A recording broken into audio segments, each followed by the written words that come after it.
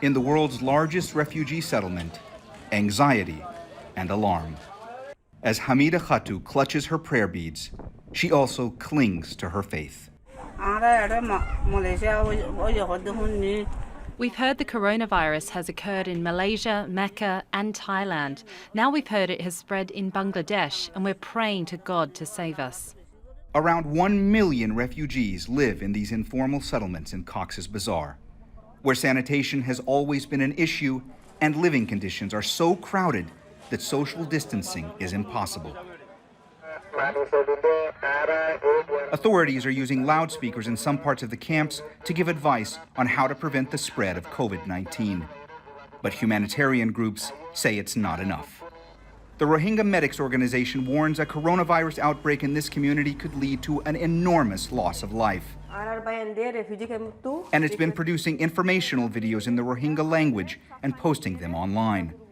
But last September, Bangladesh's government shut down most of the internet and telecommunication networks in and around the camps. Unfortunately, they don't have the access. So we are doing our best, and it's really frustrating for us that we are not reaching the targeted population. Aid groups and NGOs are urging government officials to reverse their decision. Should immediately lift the internet restrictions so that refugees have information and are able to inform themselves about how to mitigate the risk of a coronavirus spread in the camps. The government hasn't responded to calls to restore the internet, but says all measures it's taken to prevent an outbreak have been necessary. We have ordered the shutdown of places where people usually gather, including schools, madrasas, learning centers, etc. Only essential commodities will be continued in the camps. Amnesty International says the lack of internet access in Bangladesh and other parts of the world is making the situation worse.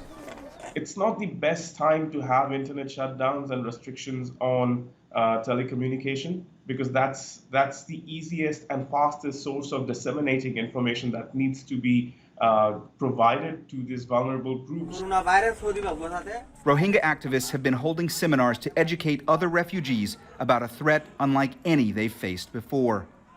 Having escaped violence, now doing all they can to evade a virus.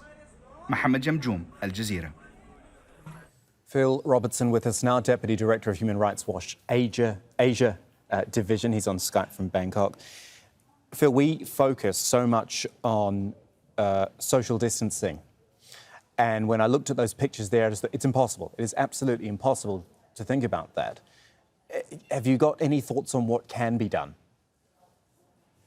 Well, the most important thing for the Bangladesh government to do now is turn on the internet for the Rohingya refugees in those refugee camps, so that they're able to communicate with humanitarians and with other persons about what is happening and get accurate information.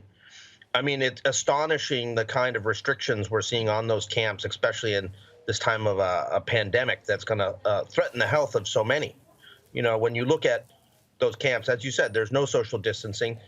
You talk about washing your hands, but, you know, often access to water is limited. You know, it's a disaster waiting to happen. It's an absolute tinderbox for COVID-19.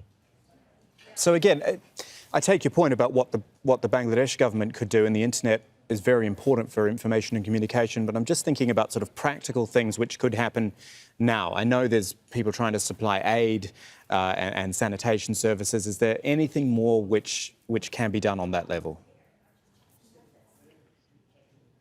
Well, I mean, the government of Bangladesh should allow for the Rohingya groups to do information campaigns about how to prevent transmission of COVID-19. What has been happening is that the Bangladesh officials have been saying no to those kind of campaigns unless they're running them themselves.